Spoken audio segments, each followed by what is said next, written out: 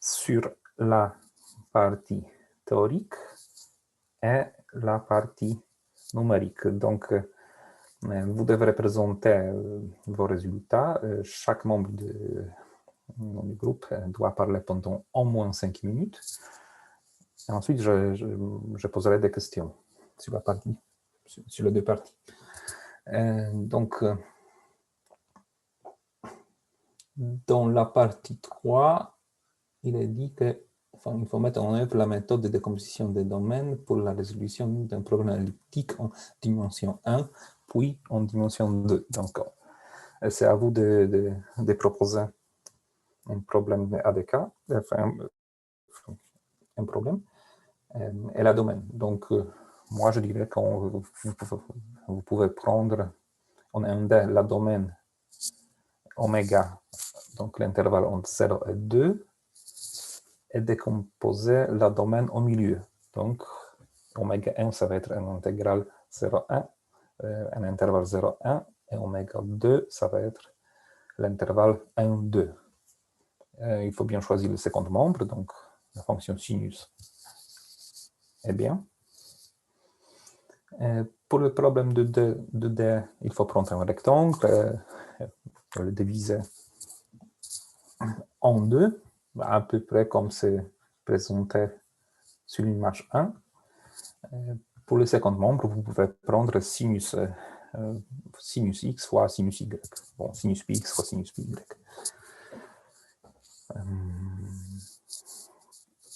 Et ensuite, j'aimerais voir la convergence des méthodes de décomposition des domaines, c'est-à-dire la vitesse dans laquelle on s'approche aux solutions exactes.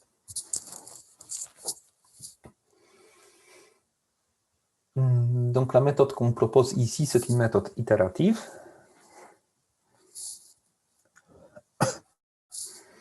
Donc, c'est-à-dire, on travaille, donc,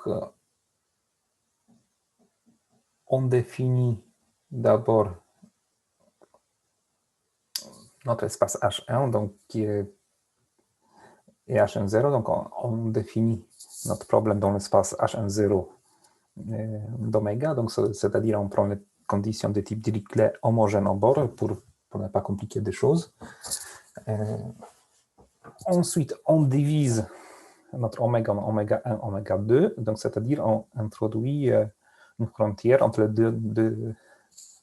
deux sous-domaines. Donc on va appeler gamma A. Et sur gamma A, on va appliquer les conditions de type Neumann. Donc si vous regardez les équations,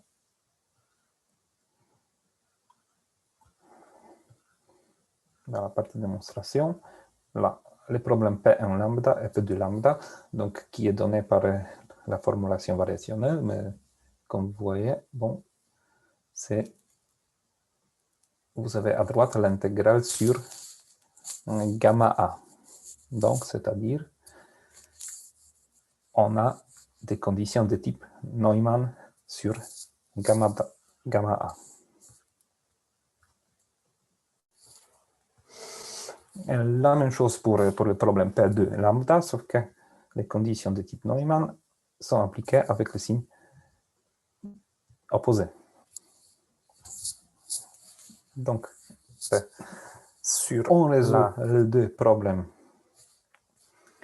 avec un lambda donné. Ensuite, on regarde les résultats sur les bords. Et on modifie lambda. Et on résout les deux problèmes de nouveau. Donc, normalement, il vous faut plusieurs itérations pour converger vers la solution finale. Donc, la solution finale, ça veut dire que votre lambda ne change pas trop. Donc là, vous pouvez dessiner un critère d'arrêt. Bon, je vous laisse trouver bon, mais ça peut être, par exemple, bon, vous arrêtez le calcul après un certain nombre de calculs, ou quand lambda change pas trop, c'est-à-dire la nouvelle valeur de lambda moins l'ancienne valeur, bon, il est inférieur à certain epsilon que je vous laisse définir en norme L2.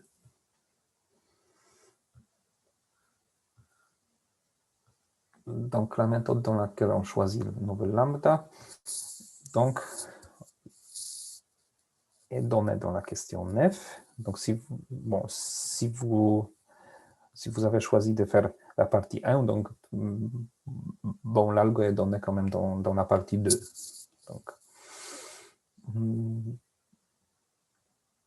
Donc, normalement, on modifie lambda comme suit. Donc, lambda n plus 1 est égal à l'ancienne valeur, donc lambda n, plus une constante fois la différence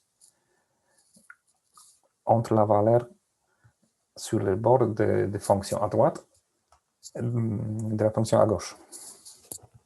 Pour la constante, normalement, vous pouvez choisir une demi.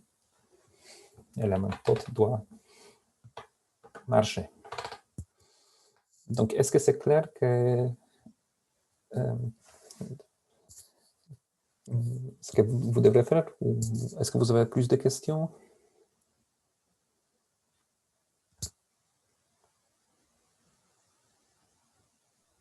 Donc, en fait, les projets, ils sont séparés juste de partie 1 à 4 et de partie 5 à 8, ça? Vous avez dit 5 à 9, oui. 5 à 9, ok, super. La partie 3, c'est la partie implémentation qui reste obligatoire. D'accord.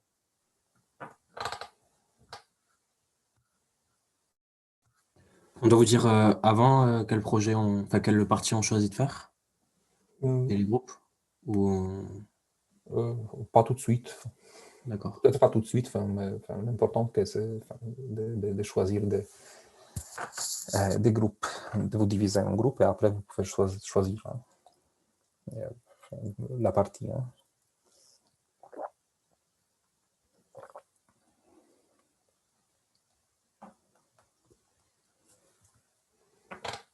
Et excusez-moi, ce sont des groupes de combien déjà? De 2 à 4. Super.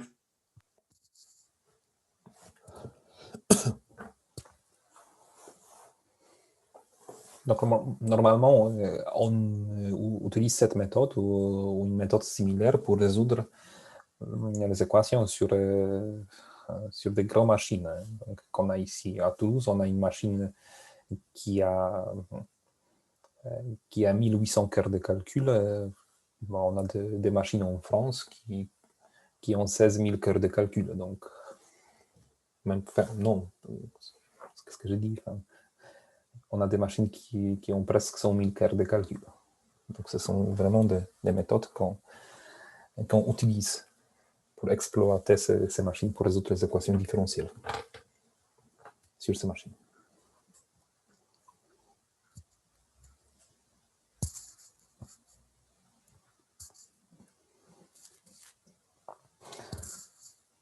Bon, alors, donc, on va commencer les TD. Donc, j'ai mis la feuille 3 sur Moodle.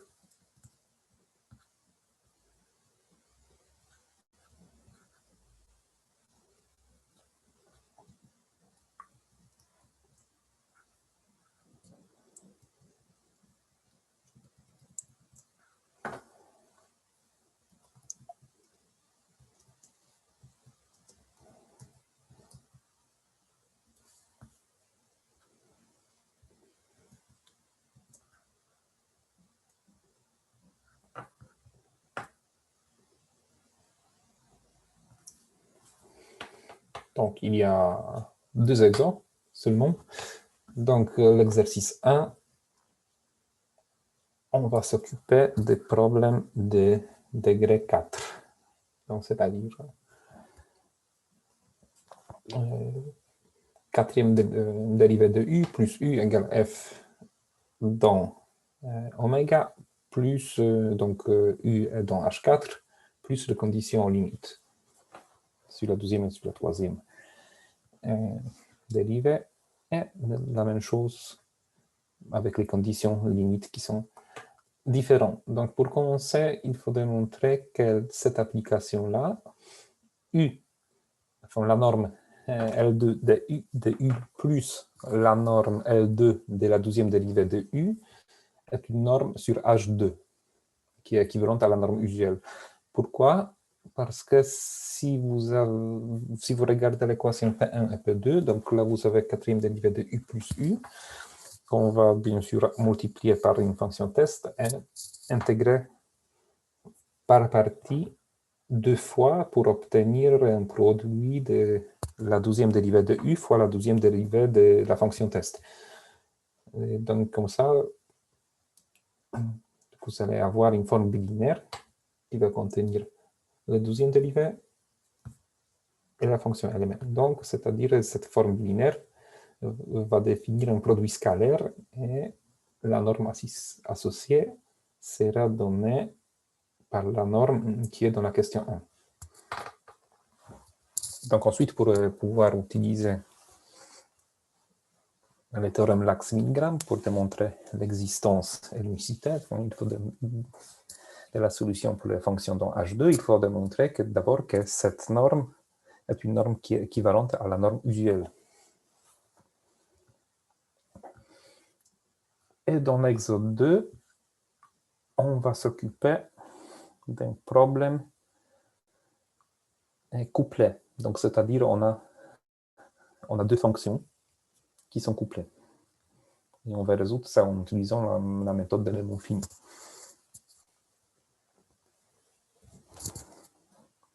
Donc, c'est un problème un peu compliqué parce que vous avez deux fonctions à trouver, mais la méthode qu'on utilise reste toujours la même.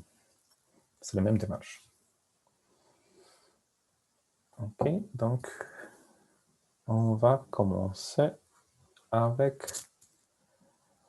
l'exemple 1.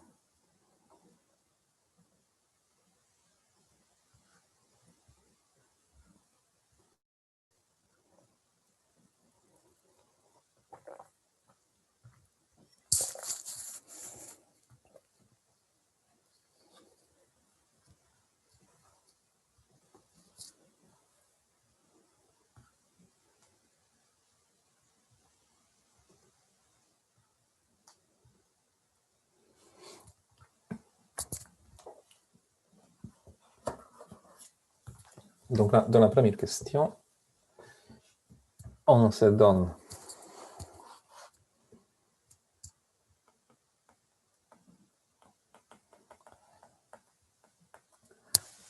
U qui est dans L2, 0, 1. On a U 12e qui est dans L2. Aussi. Donc, en fait, c'est lié à votre forme binaire que vous allez obtenir dans la question 2. Donc la forme binaire qui va pas contenir la première dérivée. Donc, il faut démontrer que dans ces cas-là, on a U qui est bien dans H2 0, 1. Donc, c'est-à-dire H2 0, 1, c'est un espace des fonctions qui sont L2 0, 1, tel que la première dérivée est aussi L2 et la deuxième dérivée est L2. Donc, c'est-à-dire, il faut démontrer que si la fonction est L2 et la deuxième dérivée est L2, donc c'est-à-dire que la première dérivée est aussi L2. Donc, pour le faire, on va considérer une fonction qui est donnée par Vx est égal à l'intégrale entre 0x, x moins t, u', enfin la deuxième dérivée de u, t, dt. Donc en fait, c'est une intégrale de la deuxième dérivée de u multiplié par une fonction affine. Donc, qu'est-ce qu'on peut dire tout de suite? Bon, on peut dire que ça appartient à L2, 0, 1. On peut dire même plus. Donc, on peut même dire que cette fonction-là est continue.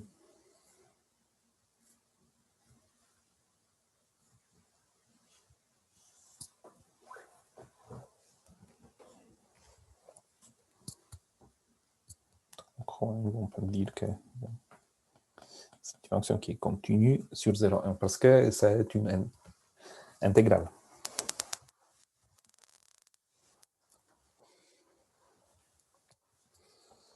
Donc, pour calculer la deuxième dérivée de cette fonction-là, il faut calculer d'abord la première dérivée.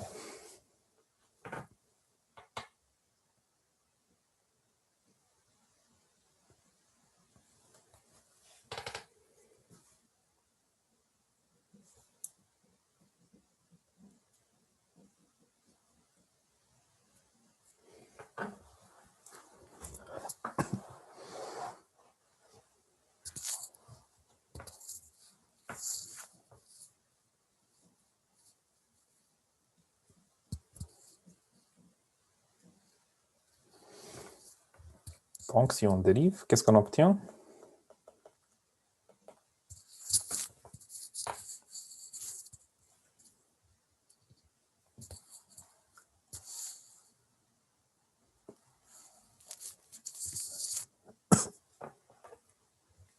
Je me pose une question.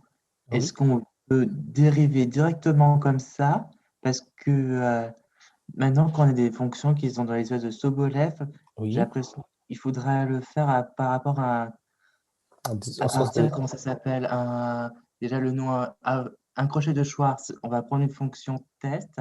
Oui, donc au sens, oui, il faut calculer le dérivée au sens de distribution.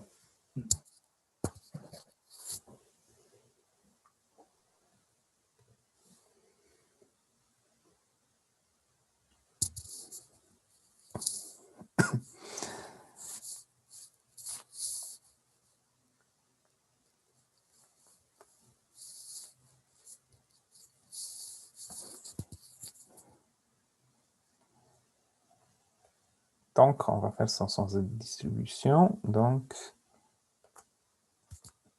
P' de x, on va monter, appliquer à phi, par définition, est égal à l'intégrale sur 0,1 de V',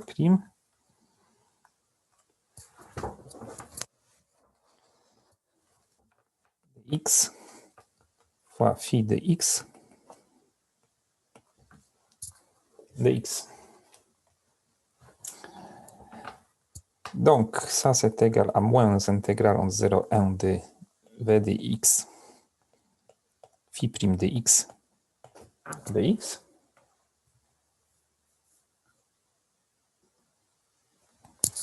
Donc, maintenant, on va utiliser la définition de v. Donc, ça c'est égal à moins l'intégrale en 0,1 de l'intégrale entre 0 et x moins t, la deuxième dérivée de t,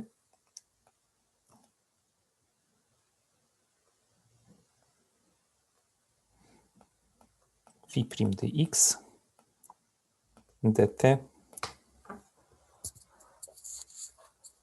de x.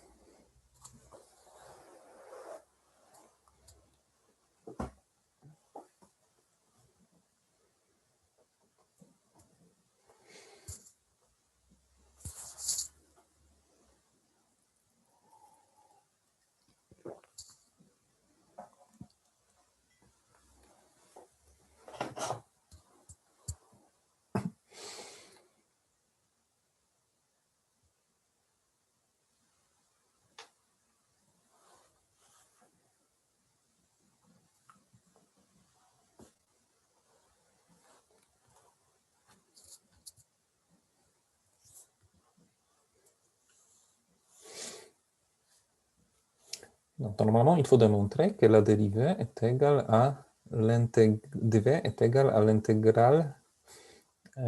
Si vous dérivez la fonction directement, vous retrouvez que la dérivée de v est égale à l'intégrale entre 0 et x de la deuxième dérivée de u t dt.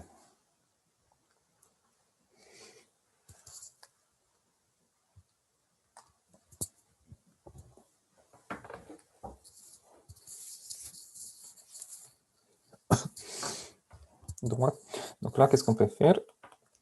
Donc on peut élargir intégrale sur dt. On ne va pas intégrer en 0x, mais en 0,1. Et on va introduire une fonction caractéristique qui vaut 1 si t est dans l'intervalle, le 0x. D'accord? Et là, on multiplie tout ça par x moins t, la deuxième dérivée de t, phi prime de x, de t, de x.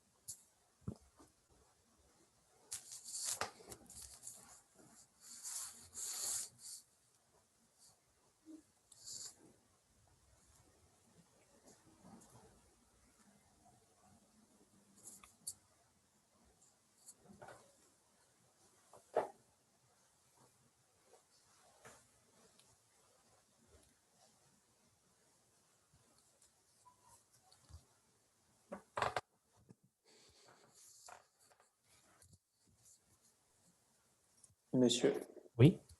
je n'ai pas très bien compris pourquoi V il appartient à L2. Parce que la deuxième dérivée de u appartient à L2.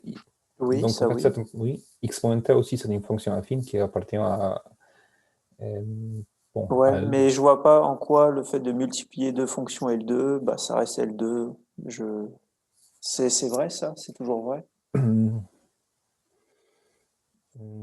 Si vous avez un produit de deux fonctions L2, donc oui, vous avez Cauchy-Schwarz. D'accord, ok. Ok, ok. Ça marche. Merci.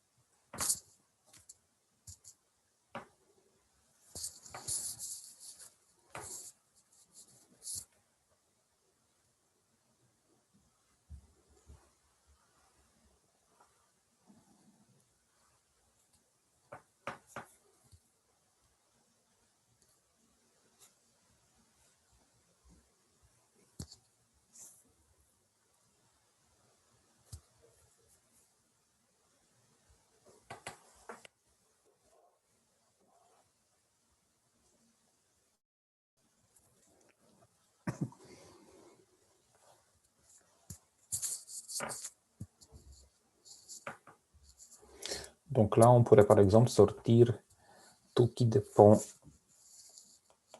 pas de x devant l'intégrale. Donc là, on va avoir moins intégrante 0 à 1 de la 12e dérivée de u t fois l'intégrante 0 à 1 de notre fonction caractéristique 0x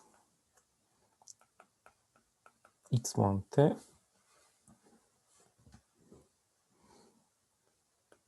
phi prime dx dt de x. Donc, on peut ensuite changer l'ordre d'intégration, enfin, dx dt. Parce qu'en intégrant 0 à 1, et les bords ne dépendent pas pas des variables. J'ai une question. Oui, Est-ce qu'on ne pourrait pas changer la fonction caractéristique, là, elle est exprimée en fonction de t dans l'intervalle entre 0 et x. On ne peut pas essayer de la remplacer par une fonction caractéristique qui va être en x, et Oui. cette fois, elle sera entre t et 1. tout à fait.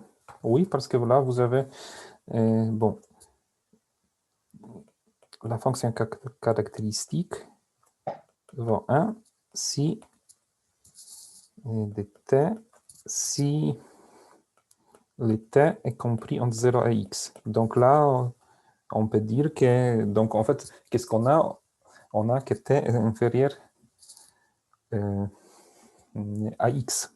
Donc, c'est-à-dire, donc en fait, là, vous avez une relation 0x, la fonction caractéristique, est égale à la fonction caractéristique pour l'intervalle t1 dx. Donc ça, c'est, bon, la 12e est égale à 1 si x appartient à l'intervalle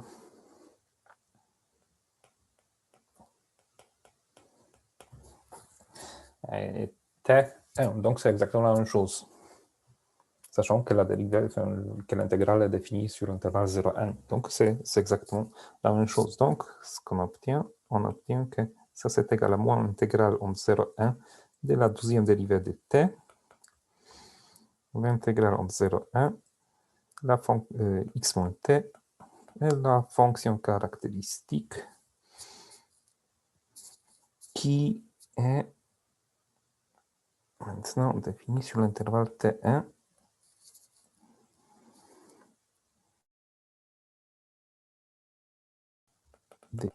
dx dt.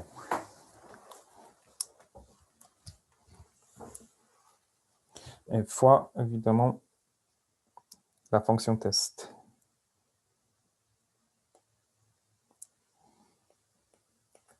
Phi' dx dx dt.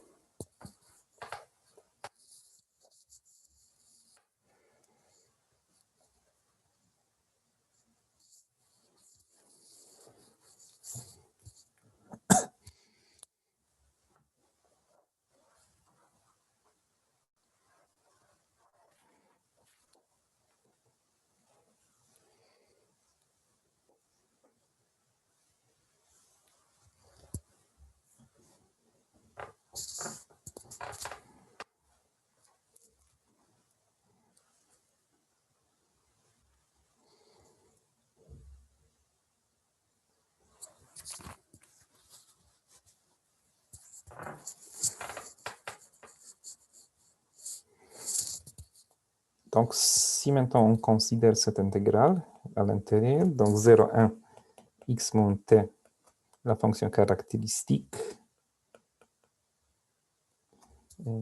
t 1 dx, phi prime dx dx. Donc, qu'est-ce que ça vaut? Ça vaut l'intégrale entre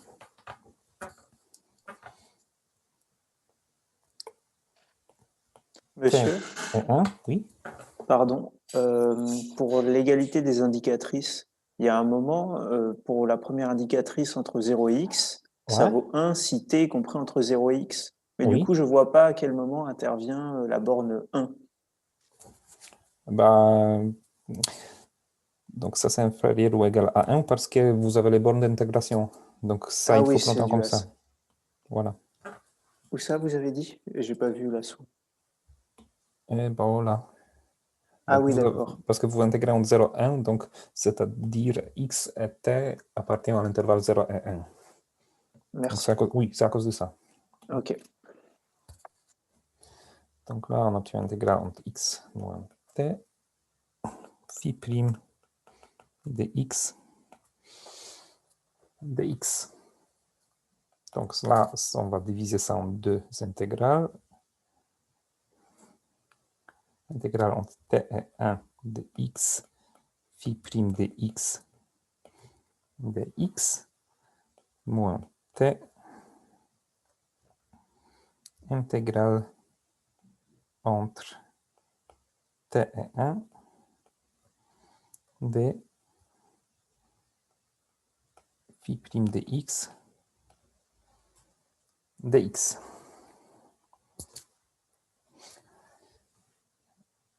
Donc là, on va intégrer tout ça par partie.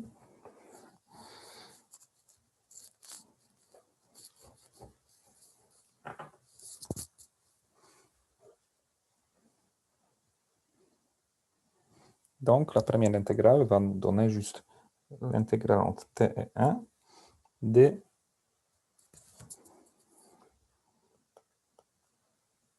x carré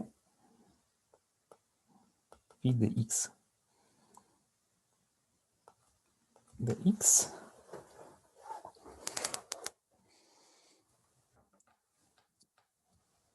plus la valeur au bord, donc c'est-à-dire de x prime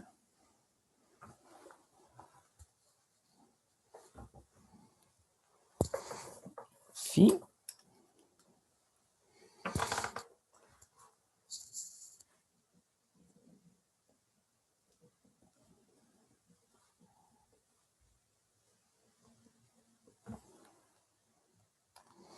donc okay.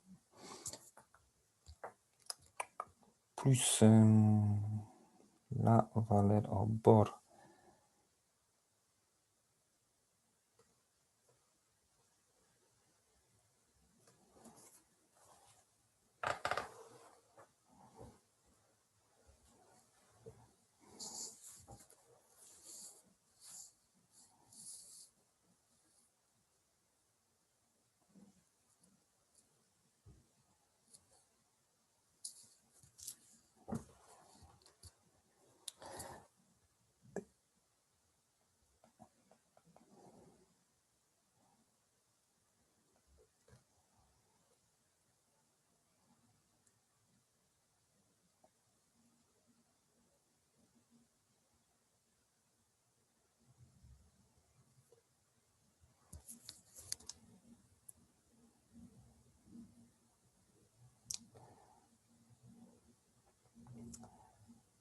okay.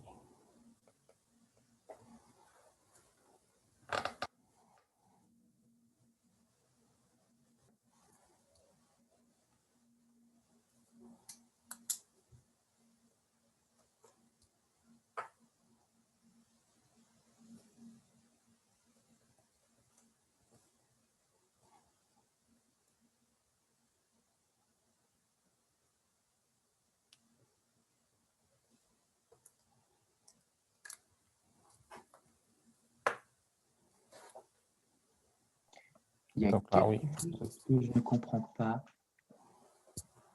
Oui. J'ai fait les calculs et j'ai du mal à voir où apparaissent les x au carré.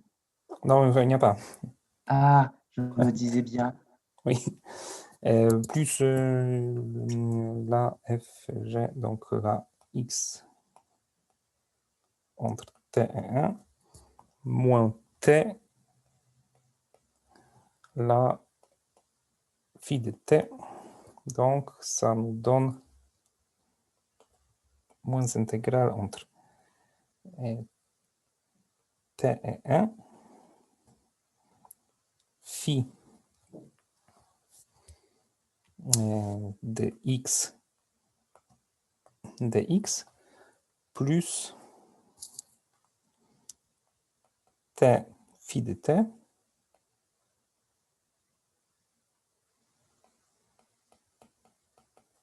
moins t phi de t, donc ça vaut 0. Donc, et là, on va introduire de nouveau notre fonction caractéristique. Ok, non, on va peut-être pas introduire, pas pour l'instant.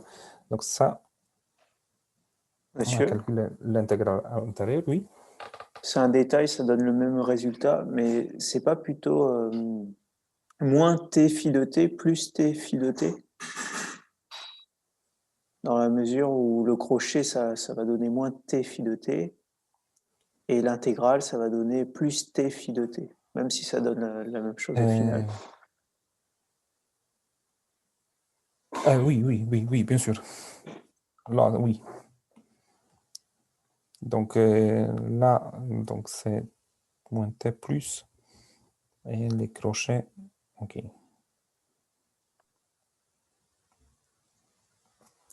Oui. Et donc ça donne ça. Donc finalement, vous obtenez la grande intégrale qui est égale à moins l'intégrale entre 0,1 de u douzième de t, l'intégrale entre t et 1 de phi de x moins, donc plus, de x dt. Donc là, on va introduire de nouveau notre fonction caractéristique, donc c'est-à-dire on obtient l'intégrale entre 0 et 1 de la douzième dérivée de u t de t, l'intégrale entre 0 et 1 de la fonction caractéristique t1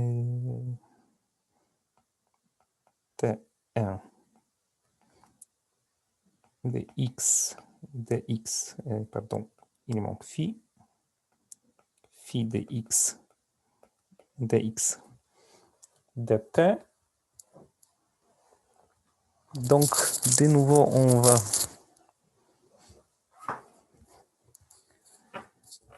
va écrire ça sous la forme intégrale 0,1, intégrale 0,1, et on va de nouveau changer la fonction caractéristique.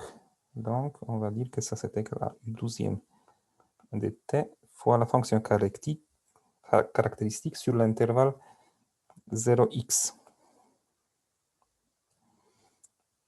de t de t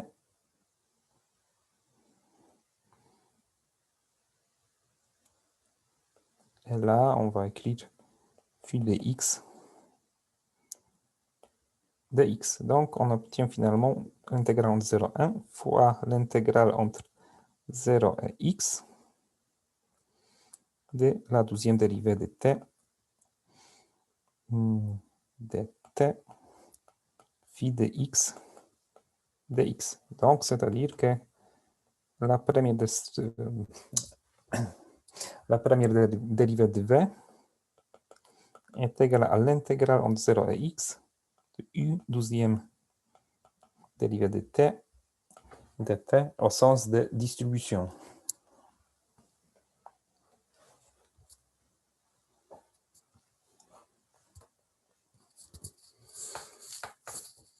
Donc, on fait la même chose pour calculer la douzième dérivée. Donc,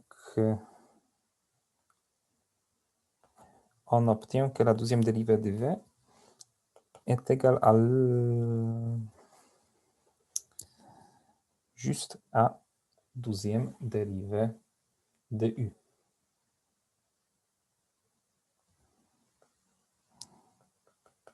Au sens de distribution, bien sûr.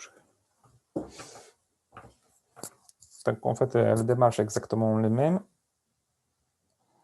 Et on introduit, on calcule ça au sens de distribution. Sauf que c'est plus simple parce qu'il n'y a pas de terme x moins t. Donc ça disparaît. Ce sont exactement le même calcul avec les mêmes changements de la fonction caractéristique ici. Donc, ce qu'il nous reste, c'est de calculer cette intégrale où il n'y a pas de x moins t. Donc, on obtient que, en fait, cette intégrale à l'intérieur est égale à phi de t.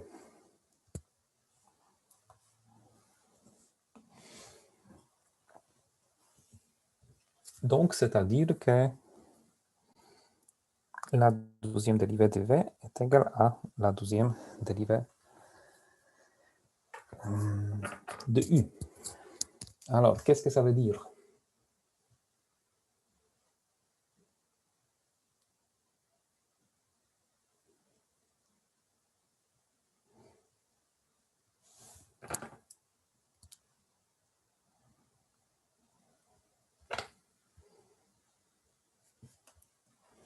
Donc, qu'est-ce qu'on obtient? On obtient que donc, la deuxième dérivée de v est égale à la deuxième dérivée de u au sens de distribution, donc c'est-à-dire presque partout.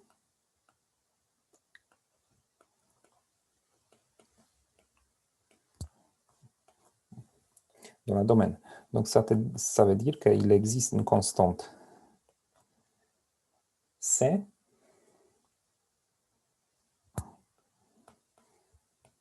telle que la dérivée première de U est égale à la dérivée première de V plus la constante, au sens de distribution.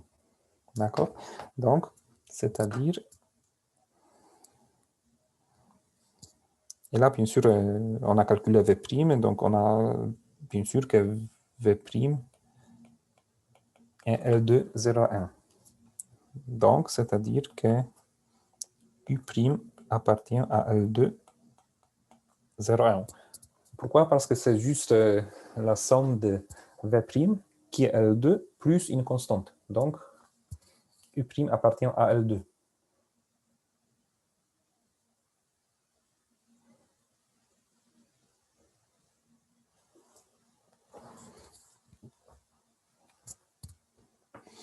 Donc, c'est-à-dire qu'on a U qui appartient à l'espace H2, 0, 1.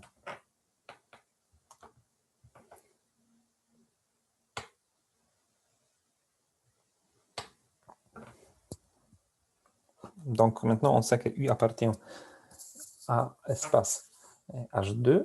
Maintenant, il faut démontrer que l'application U, l'application suivante, donc la norme L2 de U au carré plus la norme L2 de la deuxième dérivée au carré puissance 1/2 est une norme qui est équivalente à la norme H1 qui est équivalente à la norme usuelle.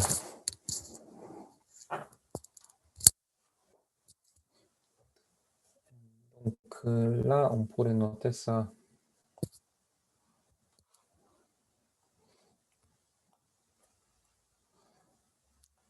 peut-être comme ça. Étoile. La norme étoile, donc ça va être égal à la somme des normes L2 de la fonction R de sa deuxième dérivée au carré et après racine carrée de la somme. Alors, là, on sait tout de suite que pour montrer l'équivalence, il faut montrer qu'il existe deux constantes telles que la norme, notre nouvelle norme, peut être à la fois minorée et majorée par la norme usuelle H2. Donc là, on peut dire tout de suite que la norme U étoile est inférieure ou égale à la norme H2 de U qui est donné par définition par la somme des normes. Bon, on va mettre ça au carré. Parce que ça va être après plus court à écrire. Donc, plus la norme de la dérivée, plus la norme de la 12e dérivée. Au carré, bien sûr. Donc, ça on a tout de suite. Donc, maintenant, il faut démontrer que on a aussi la minoration. Donc, c'est-à-dire il faut démontrer que on peut majorer la norme de la première dérivée par la somme des normes L2 et la norme L2 de la 12e dérivée.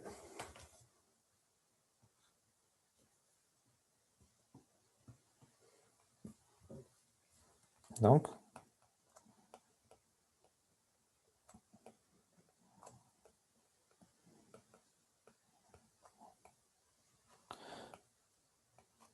qu'il existe une constante C telle que la norme. Monsieur, Oui, pardon, je n'avais pas compris un peu avant pourquoi V' appartient à L2. Voilà. et V' appartient à L2 parce que U, enfin, la 12e dérivée de U appartient à L2. Oui, ça oui. Oui, donc c'est ça suffit. Hein. D'accord. Donc là, bon, pour estimer ça, enfin,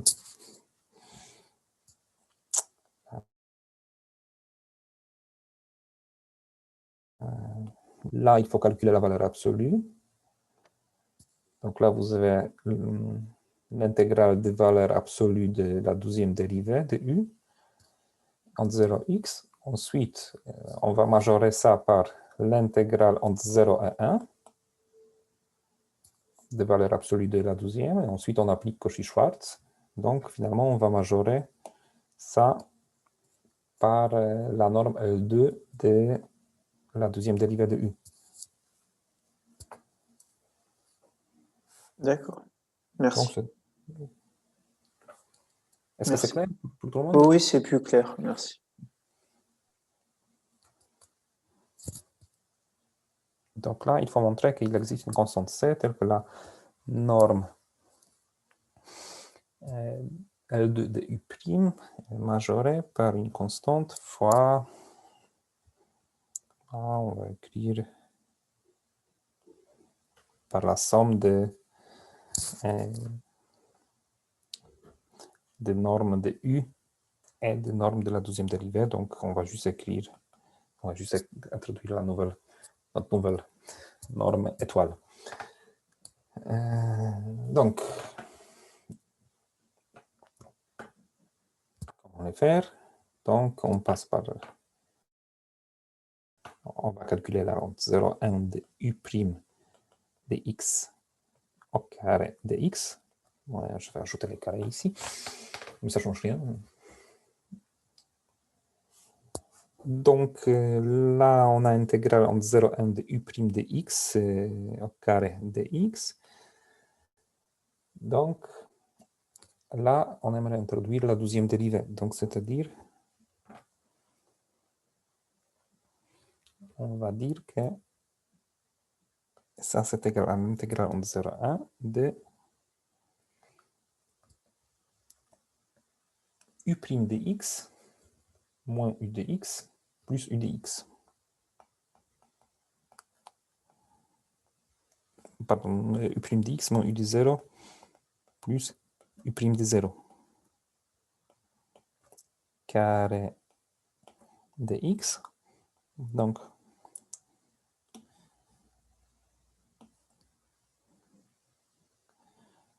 maintenant, qu'est-ce que c'est ça? C'est juste l'intégrale de la 12e dérivée de u entre 0 et x. Donc, on obtient que ça, c'est égal à l'intégrale entre 0 et 1 de... Là, on va avoir l'intégrale entre 0 et x de la 12e dérivée de u dt plus u' de 0 carré dx.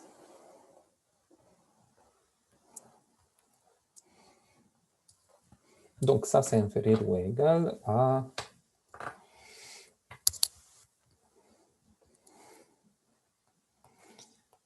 on va développer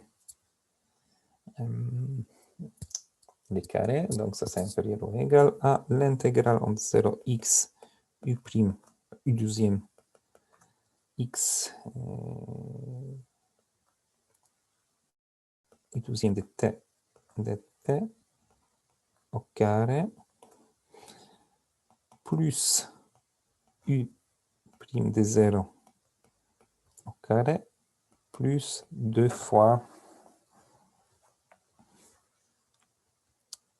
l'intégrale entre 0 x u de t 12e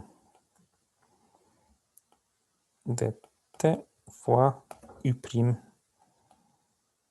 pardon, oui, u' de 0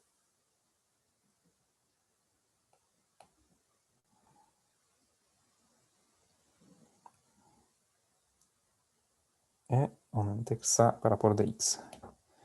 Donc, ça c'est inférieur ou égal à l'intégrale entre 0 et 1 de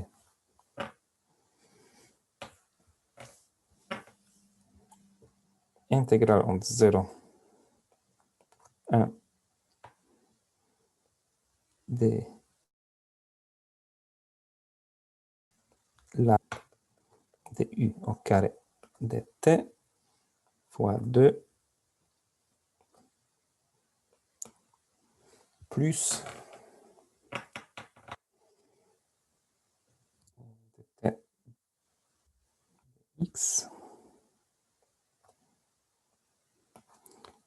plus 2 fois 12, enfin, la première dérivée de u au carré. Donc là, on utilise l'effet que a plus b est inférieur à a carré plus b carré sur 2.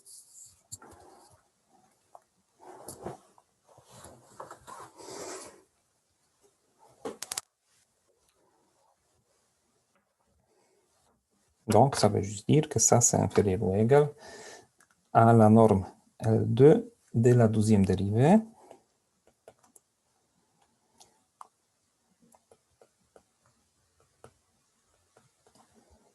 plus 2 fois u' de 0 au carré.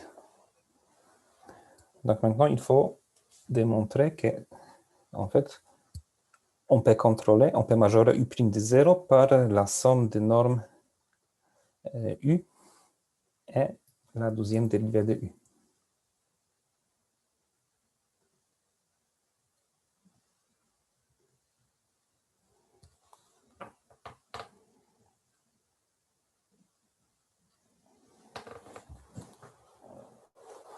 Monsieur, vous avez fait quoi, l'avant-dernière ligne?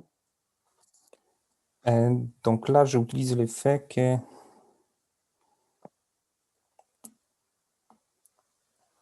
en fait, qu'est-ce qu'on a? On a donc là, on utilise l'effet que a fois b est inférieur ou égal à a carré plus b carré sur 2. D'accord. A fois B, entre parenthèses, vous avez mis Donc, un module?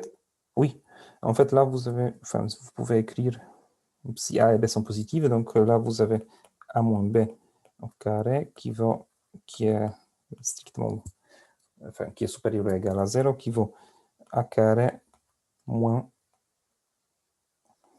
2ab plus b carré. Donc, ça veut dire que 2ab est inférieur ou égal à a carré plus b carré.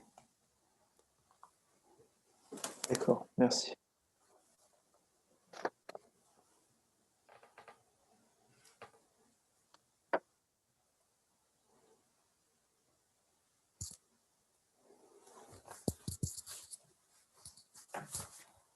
Donc, en fait, on utilise cette relation très souvent. Hein. Bah, c'est Oui, on va Enfin, c'est l'utiliser un peu. l'inégalité de Young. Donc, Ça marche. Merci. OK.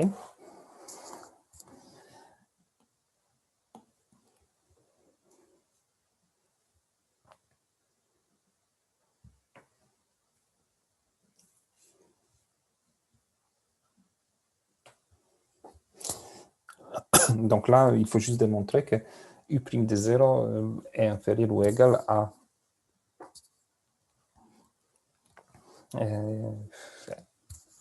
la norme de U plus la norme de la deuxième dérivée de U.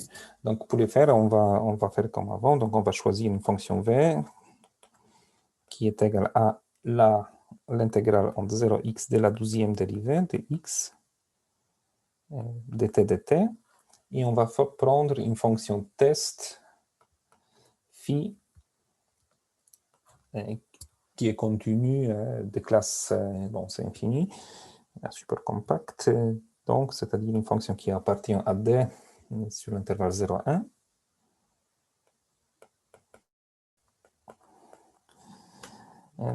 Tel que, on va ajouter une contrainte, donc tel que la norme L2 des phi, pardon, pas la norme L2, qu'est-ce qu'on va avoir? On veut plutôt une fonction qui est à moyenne nulle.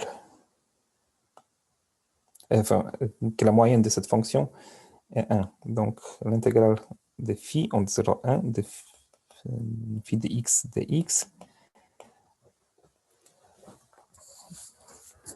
est égale à 1. Donc, qu'est-ce qu'on a? On a que U' de 0. Donc, comme ça, on peut multiplier. On va multiplier U' de 0 par phi de x et l'intégrer ça entre 0 et 1. Donc, là, on a égalité. Ça, c'est égal à l'intégrale entre 0 et 1. U' de 0 fois phi de x de x.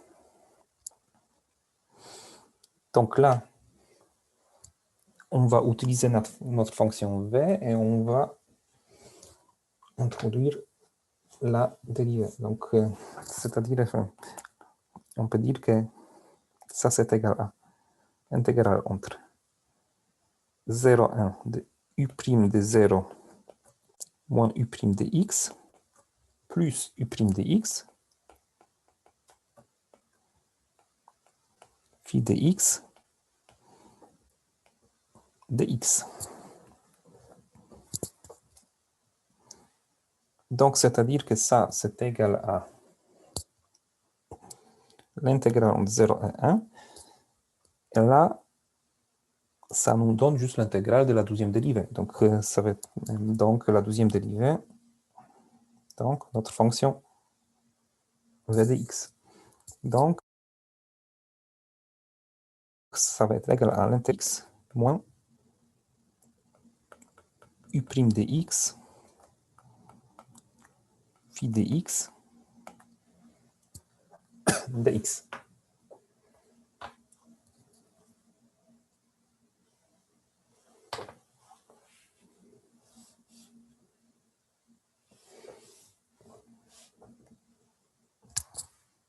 Donc maintenant, on va intégrer par partie. Là, on a la dérivée. Donc, Monsieur, oui, j'ai une question. Pourquoi c'est pas moins v de x?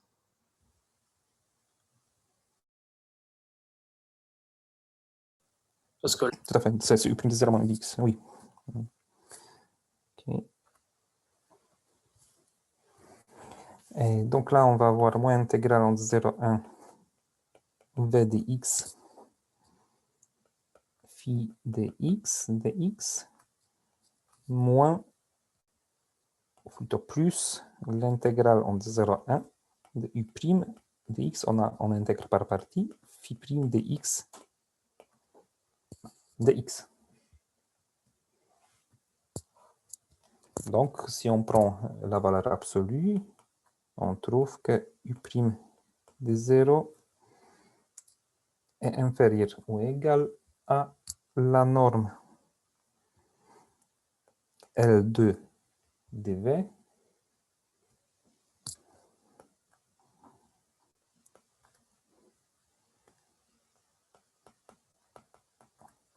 fois la norme L2, et on applique le Cauchy-Schwarz, la norme phi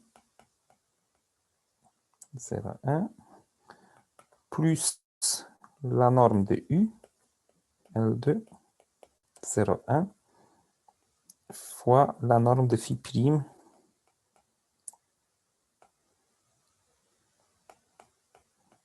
L2 0,1. Donc, ça c'est 1, et la norme de phi L2 0,1 va être égale à une constante C. Bon, en fait, c'est à nous de choisir cette fonction avec la contrainte que c'est une fonction à moyenne qui est égale à 1. Donc, a priori, c'est nous qui contrôlons la fonction phi. Donc, en fait, c'est une constante qu'on connaît. Ça dépend des choix de phi, mais c'est une constante qui est bien définie. Donc, on obtient que u' de 0 est inférieur ou égal à une constante C fois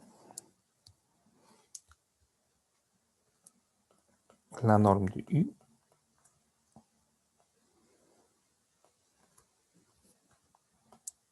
L2 0,1 plus la norme de la deuxième dérivée.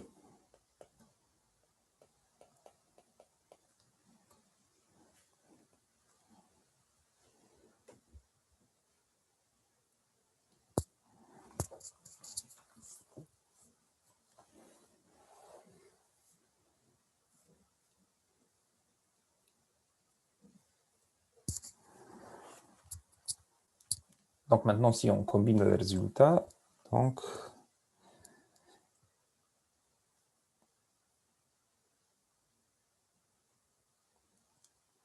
Monsieur, pardon, j'ai pas compris ce que vous avez fait à la fin. Oui, après ça, j'ai pas très ça bien c'est compris. vrai. Oui. Donc, ce qu'on a fait, on a juste dit que la norme de f de phi prime est égale à C, à une constante C. En fait, c'est une fonction qui est connue. Ok. Et la norme de phi égale 1. Oui. Pourquoi ça? Parce qu'on a l'intégrale de phi qui vaut 1, mais c'est Oui. pas la norme.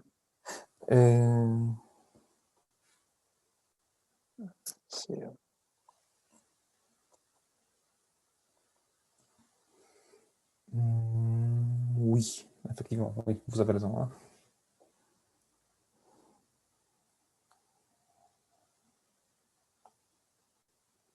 Oui. En fait, c'est un autre C. Oui, mais ça change. Bon. C'est juste un C différent.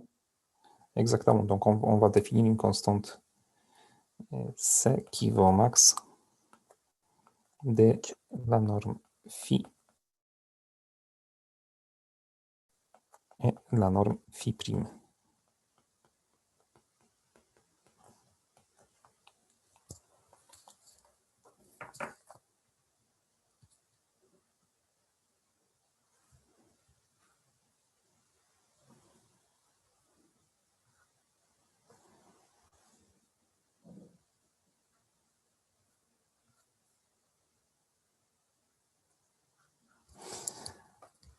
Donc, si on combine tout maintenant, donc on a U', la norme U' de U'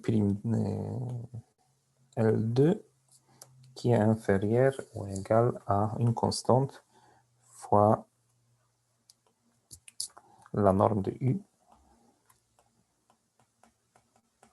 plus la norme de la deuxième dérivée.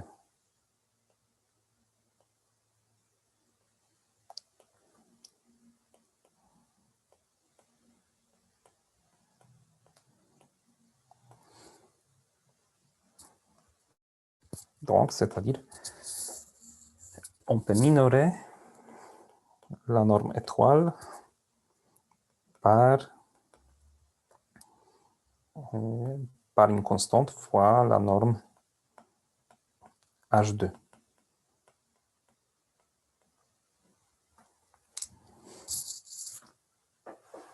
Donc, c'est-à-dire, on peut à la fois minorer et majorer la norme étoile par la norme usuelle de H2.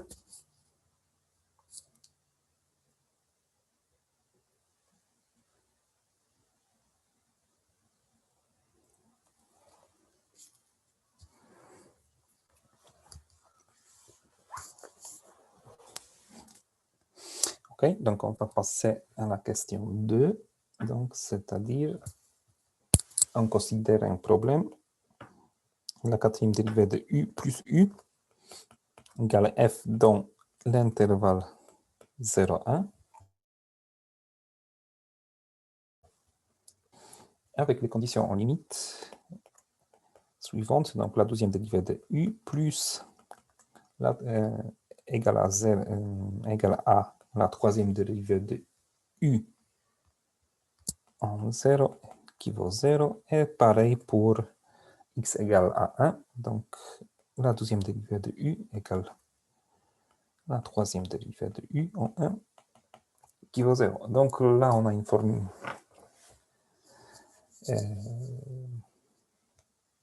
une équation différentielle.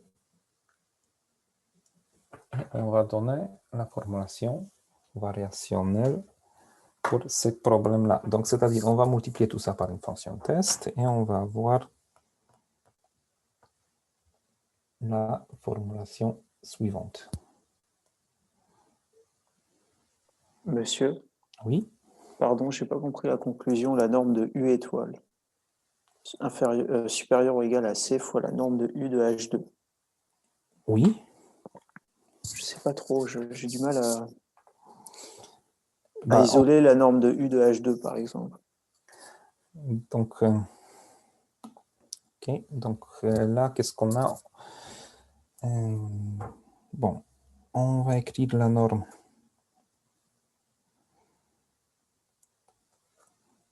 H2 au carré 0, 1 au carré qui est égal par définition à la norme U 0, 1 plus la norme de la dérivée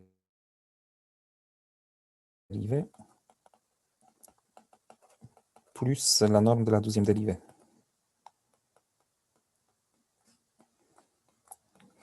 Donc, on utilise notre résultat. Donc, ça veut dire que ça, c'est inférieur ou égal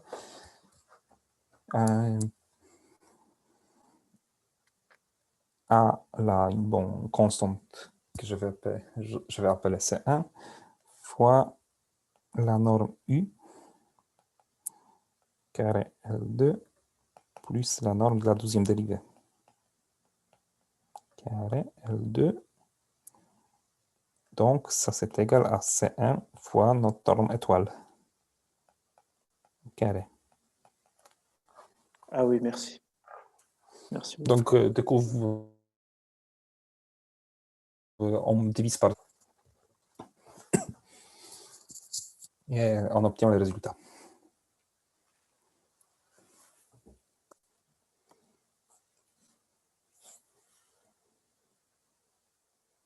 Merci. Ok. Alors, là, on va prendre une fonction test V qui est dans l'espace qu'on va définir plus tard. V qui vaut, bon, on va définir cet espace plus tard. Donc, on multiplie l'équation par cette fonction test. U4 V plus UV, l'intégrale entre 0, 1 est égal à l'intégrale entre 0, 1 de FV. On fait l'intégration par partie. Donc là, qu'est-ce qu'on obtient? On obtient l'intégrale moins intégrale entre 0, 1 de U troisième V Alors, je vais écrire dx pour être propre. Dx plus les termes au bord qui sont égaux à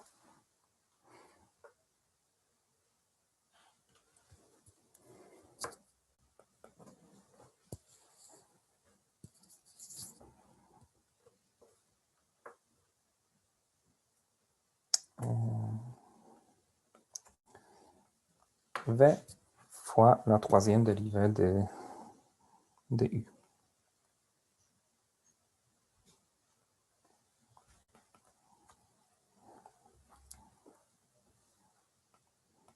Au bord, donc on veut que ce terme disparaisse, donc ça veut dire qu'on veut que on veut avoir des fonctions qui sont 0 au bord. Les fonctions test. D'accord? Ah non, là on ne fait rien parce que ça c'est 0 parce que à cause de notre condition au bord sur la troisième dérivée.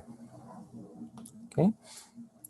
Plus l'intégrale entre 0 et 1 de uv de x et ça c'est égal toujours à l'intégrale entre 0 et 1 de fv de x. Donc on calcule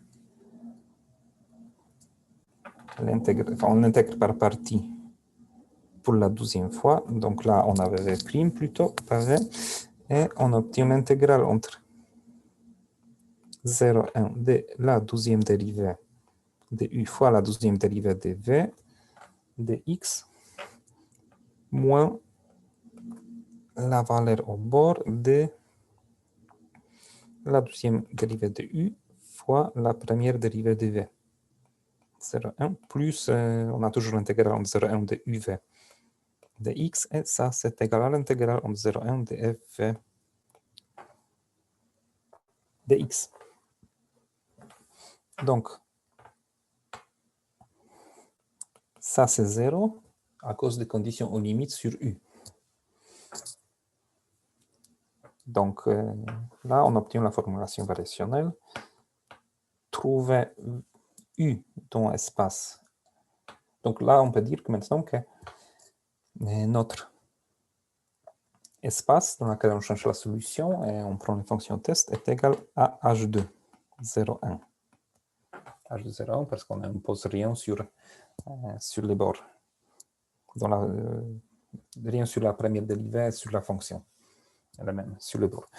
Donc là, on va avoir intégrale en 0,1 de u 12e v 12e dx plus intégrale en 0,1 u v dx qui vaut l'intégrale en 0,1 de fv dx.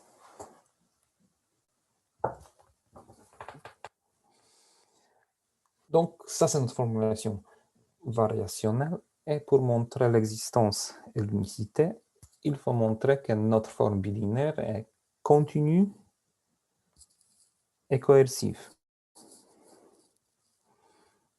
Donc, pour le faire, on va utiliser notre norme étoile.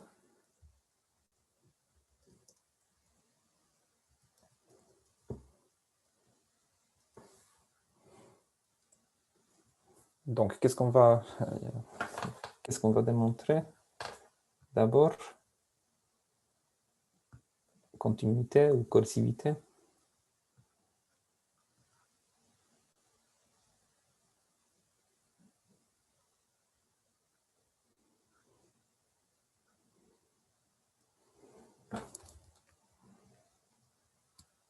On commence généralement par la continuité. D'accord. Enfin, on fait comme on bon, veut, mais c'est comme ça. Oui, exactement. Donc, la continuité.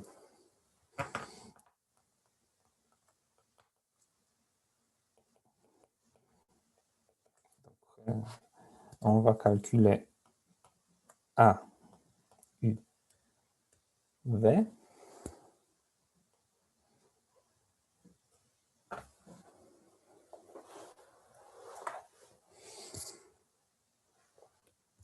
Donc, ça, c'est égal à l'intégrale en 0,1 de U 12e V 12e plus U V dx. Donc là, on peut appliquer les Cauchy-Schwarz, donc, et dire tout de suite que ça, c'est inférieur ou égal à la norme de U étoile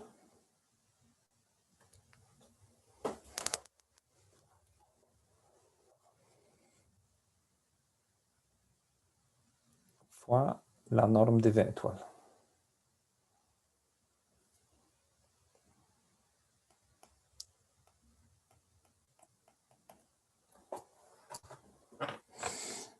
Et pareil pour coercivité.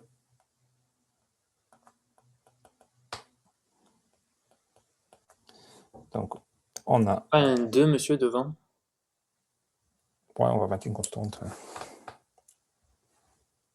Pourquoi 2? Ben, parce que si on fait Cauchy-Schwarz, on a la norme de U seconde fois la norme de V seconde en norme L2. Oui, plus... C'est pareil en U. Oui, oui. Du Plus, coup, on factorise par la norme U étoile. Et après, il y a 2 fois la norme de V étoile. oui, Parce d'accord. que la V prime prime, c'est plus petit que la norme de V étoile. Et V aussi, c'est plus petit que la norme de V étoile. Du coup, il y a un 2. Oui.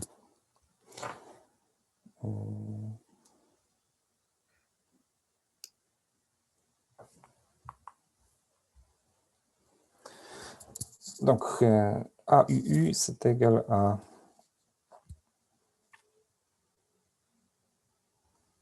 On a par définition à la norme carrée de U étoile. Donc là, vous avez la coercivité.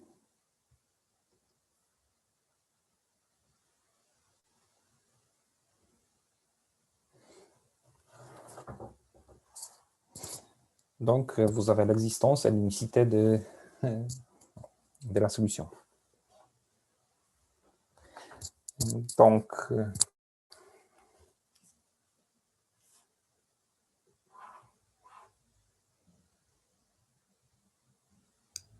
Monsieur, on ajoute aussi que la forme L est continue, non?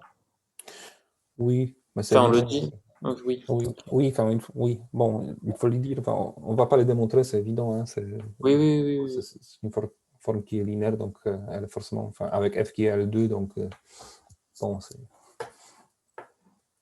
c'est forcément bon, continu. Ok, ça marche.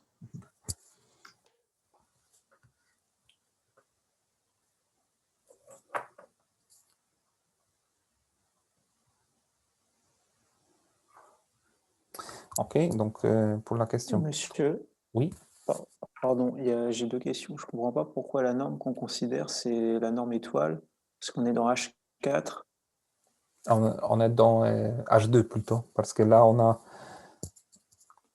en fait, là, on a une formulation variationnelle qui contient la fonction et la deuxième dérivée. Donc, Oui. l'espace dans lequel on cherche la solution, en fait, c'est H2. Parce qu'on veut que... D'accord. En fait, on veut que U soit L2 pour pouvoir intégrer, et U deuxième est L2. Donc, on a démontré que si la deuxième dérivée est L2 et la fonction elle-même est L2, donc en fait, la fonction est H2. Donc, c'est pour ça qu'on cherche la solution dans l'espace H2.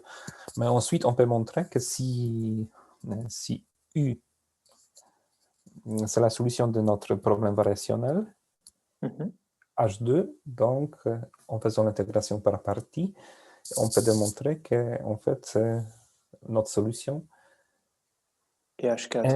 est H4. D'accord, je vois. Ça marche, merci.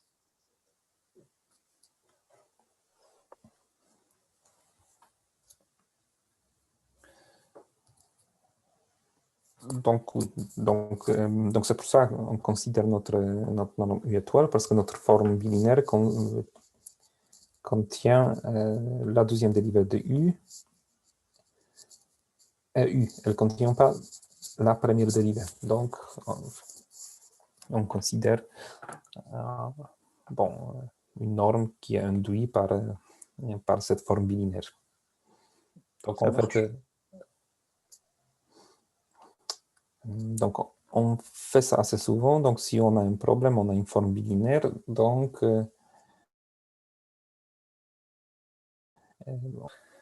en fait, c'est un produit scalaire. Ça définit un produit scalaire dans notre espace vectoriel.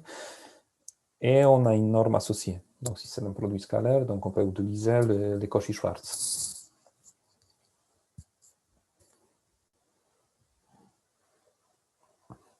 Donc, en fait, ça veut dire, à cette étape-là, vous pouvez soit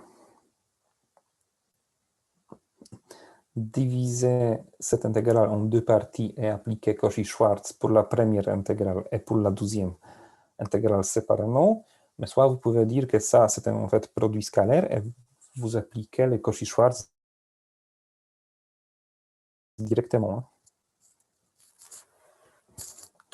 Monsieur, ah oui, ma deuxième question, c'était est-ce qu'on est d'accord pour la continuité de A, on utilise Cauchy-Schwarz, du coup, on a plein de normes L2, et toutes les normes L2 qu'on a, on dit que c'est inférieur ou égal à la norme étoile. Oui, à chaque fois. alors Ok. oui, vous pouvez faire comme ça, soit vous pouvez dire que ça c'est un produit scalaire et on utilise le Cauchy-Schwarz tout de suite avec les bonnes normes. Ah oui, d'accord, je vois, ça marche. Merci.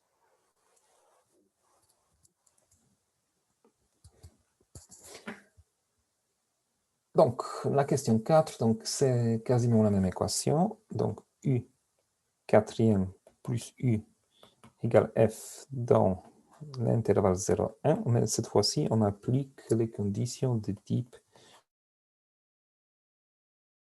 U0' de 0 égale à 0 et U de 1 est égal à U' de 1 égale à 0. Donc, on impose la condition sur U0 et U'. Donc, sur la première dérivée de la fonction. Donc, là, on va chercher une formulation variationnelle. Donc, là, on va faire l'intégration par partie, toujours, sauf que maintenant, on va, pour faire annuler les termes au bord,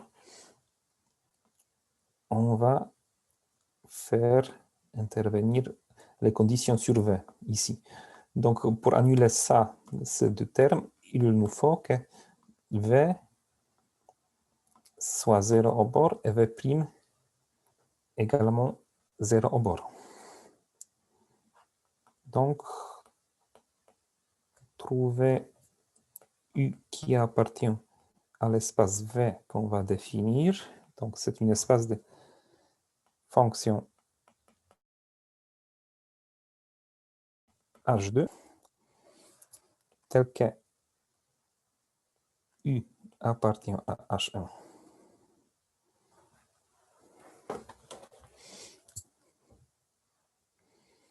On peut dire peut-être ça comme ça. Donc, H de 0, 1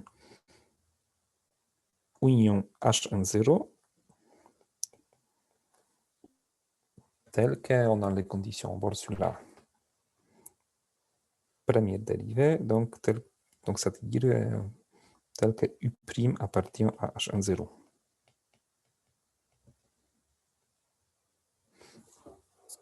Donc, c'est-à-dire, on impose la condition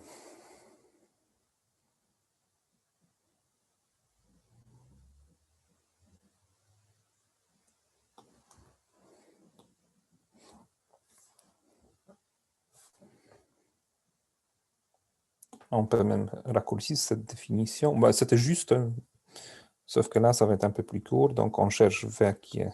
Ah non, bon, on va laisser ça comme ça, donc, comme c'était avant.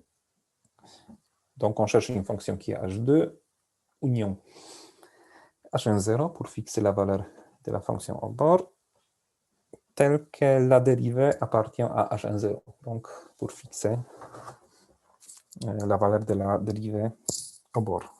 Donc, trouver U dans V tel que pour tout V qui appartient à notre espace,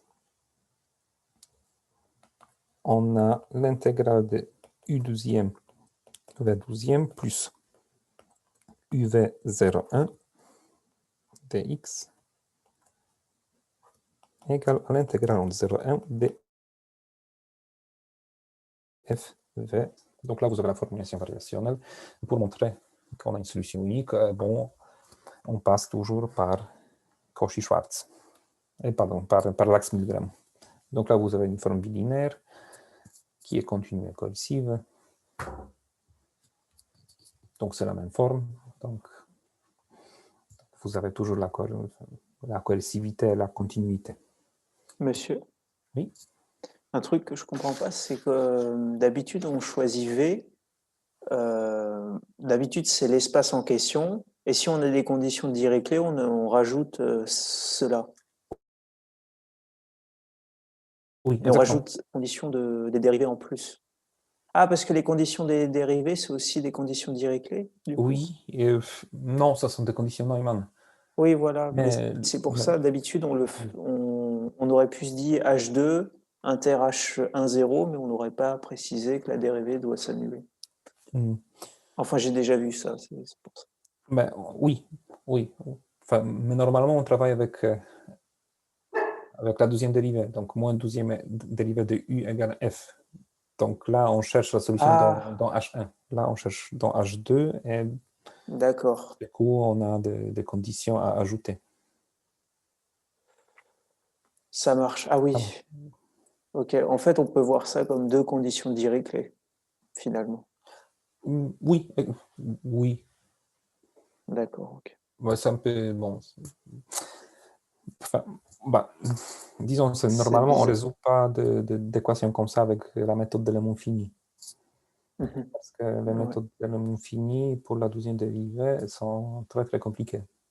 Donc, il faut avoir la continuité de la dérivée aussi. Donc dans la méthode d'éléments finis de Lagrange, qu'on utilise toujours, donc on a les fonctions qui sont continues, mais la dérivée n'est pas continue.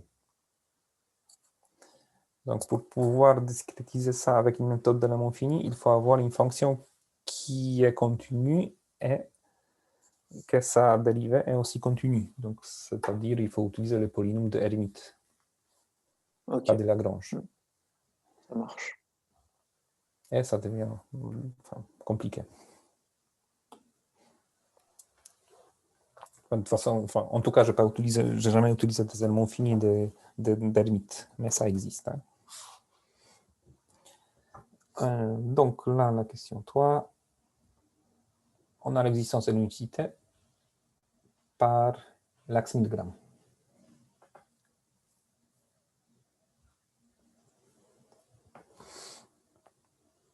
Donc, on va commencer exercice 2.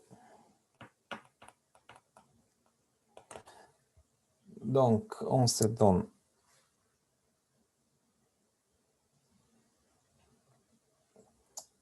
un intervalle I qui vaut 0,1 comme d'habitude.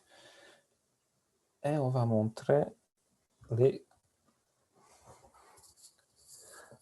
points carrés. Donc, c'est-à-dire,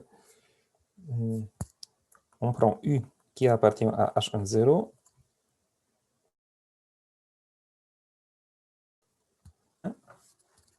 Et on va montrer que la norme L2 de U est majorée par une demi. Donc, une demi, c'est une constante qui dépend de notre intervalle. Une demi fois la norme de U', L2 de I. Donc, pour le faire, on va d'abord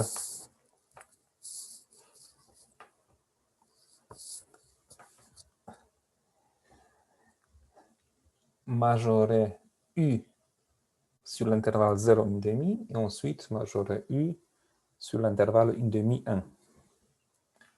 Pourquoi? Parce que pour faire intervenir la première dérivée, il faut exprimer u de x comme l'intégrale entre quelque chose et x est là entre 0 et 1,5 parce qu'on est dans h1,0, donc la valeur est fixée à 0. À gauche et également à droite. Donc, en fait, on peut démontrer les points carrés sans faire la division de notre intégrale, mais comme ça, on va obtenir une constante qui est plus petite. C'est-à-dire, on peut démontrer les points carrés directement sur i, mais comme ça, on ne va pas obtenir la constante qui vaut 1,5. On va obtenir une constante qui est plus grande.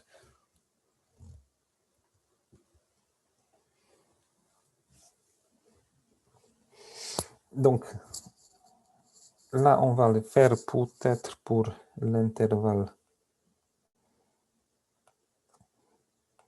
1,5,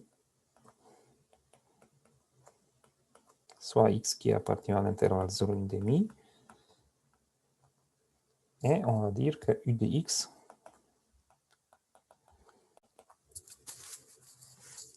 est égal à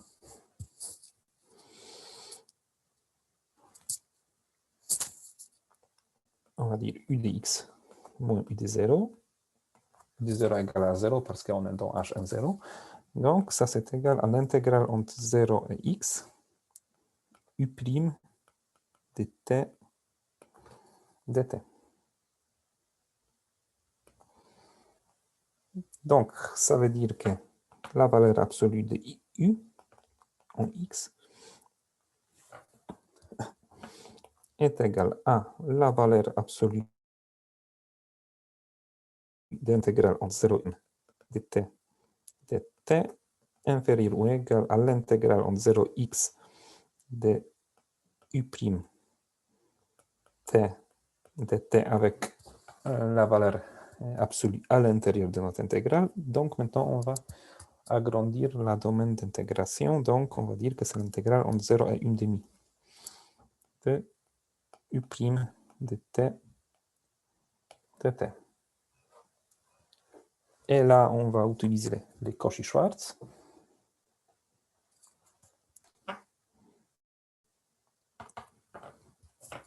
Donc,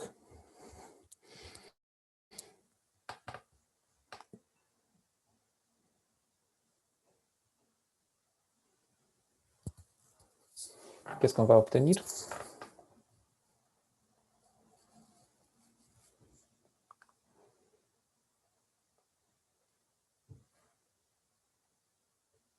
Racine de 1,5. Oui, donc peut-être on va mettre ça. Oui, racine de 1,5 fois bon, la norme de u'. Donc là, on va peut-être mettre ça, on va mettre tout ça au carré parce que je n'aime pas de racines.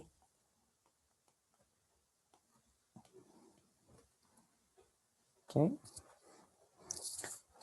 Donc ça, c'est inférieur ou égal à 1,5 fois la norme de u'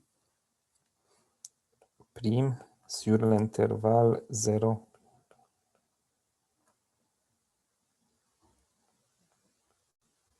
1,5.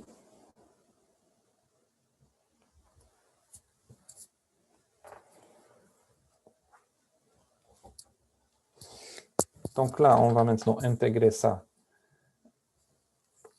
par rapport à x entre 0 et 1,5.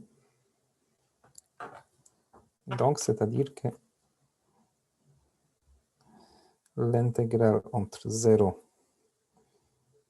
et 1,5 u de x au carré de x, bah, qui vaut en fait la norme de u sur l'intervalle au carré 0 1,5 est égal à l'intégrale entre 0 et 1,5 de 1,5 la norme u' L2 carré 0 1,5 de x. Donc là, il n'y a rien qui dépend de x. Donc ça, c'est égal à Et bon, on a une égalité là. Donc, ça, c'est égal à 1 sur 4 U' carré L2, 0, une demi. Donc là, vous voyez que si on ne suppose pas que x appartient à l'intervalle 0, une demi, mais à l'intervalle 0, 1, on obtient la même chose, sauf que là, on va avoir, on va avoir 1.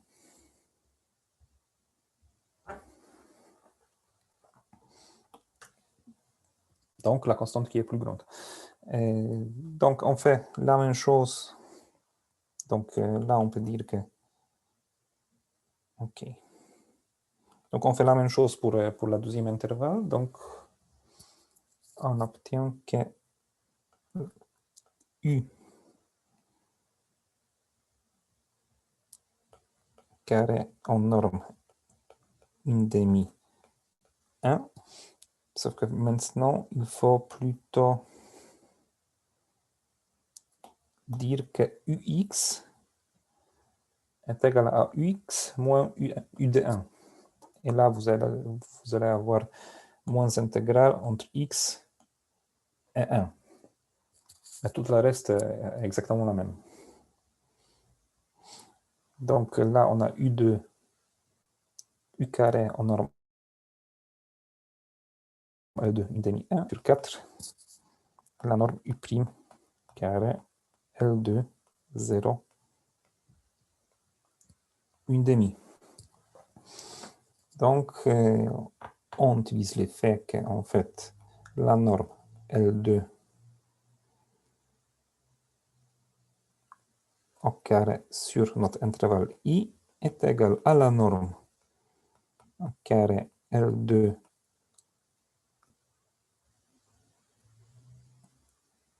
0 une demi plus la norme U carré L2 une demi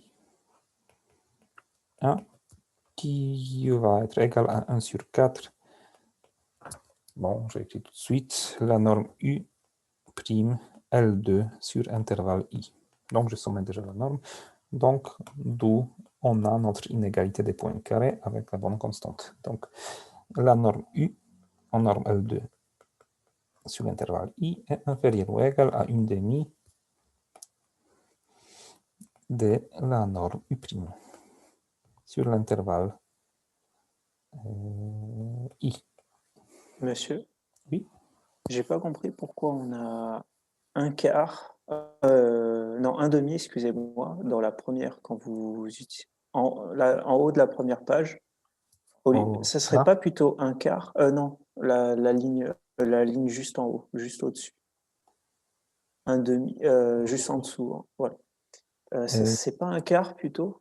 Parce que vu qu'on a un carré.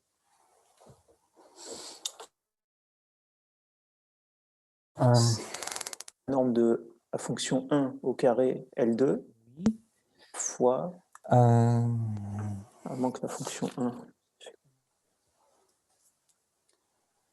Donc ça, c'est l'intégrale de...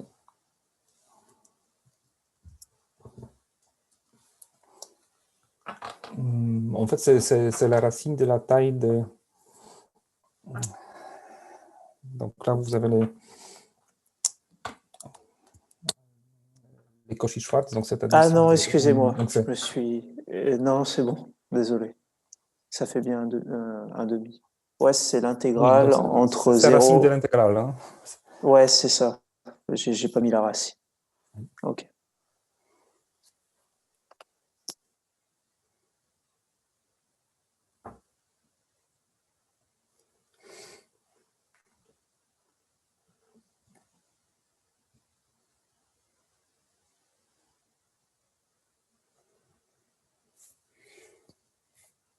Ok, donc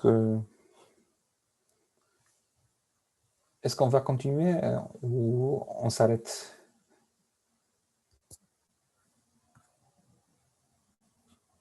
Ici, parce qu'il nous reste bon, la question 2, la question 3, la question 4, donc de toute façon, on ne va pas terminer aujourd'hui. Donc, Pour la question 2.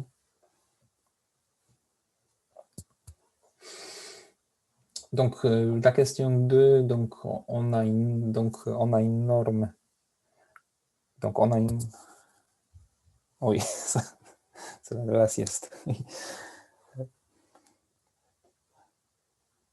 D'accord. Donc, OK, on va s'arrêter. Donc, on se voit demain à 1h45. Donc, on va faire les cours d'abord et ensuite, on va continuer les TD. Donc, là, en fait, dans la question 2, vous avez une fonction qui appartient à H10 au carré. Donc, c'est-à-dire, en fait, vous avez l'espace qui contient un vecteur de deux fonctions. Donc, on a une norme, U', V', qui est une norme parce qu'on a les points carrés dans H10, et on va poser un produit scalaire. Donc, on va d'abord montrer que c'est un produit scalaire, donc c'est-à-dire, OK, et on va montrer que la norme induite par ce problème scalaire est en fait équivalente à une... Donc, on va utiliser une réalité de Young. Et ensuite, on va trouver une formulation variationnelle d'un problème qui contient deux fonctions. Donc, bon, donc on termine alors. Et on se voit demain. Excusez-moi, je finis juste de recopier la dernière ligne. Ah, OK. Merci.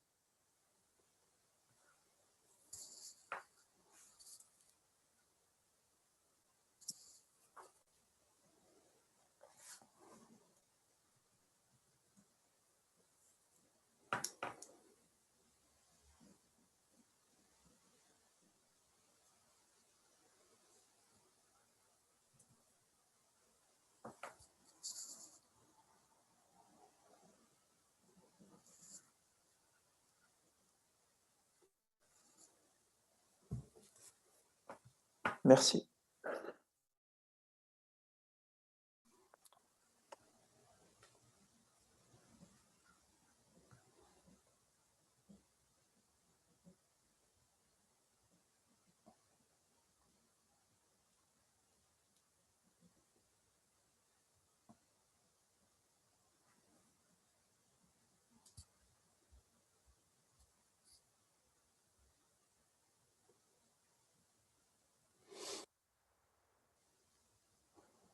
OK, alors, bonne soirée à tout le monde. Et au revoir. Au revoir, monsieur. Au revoir.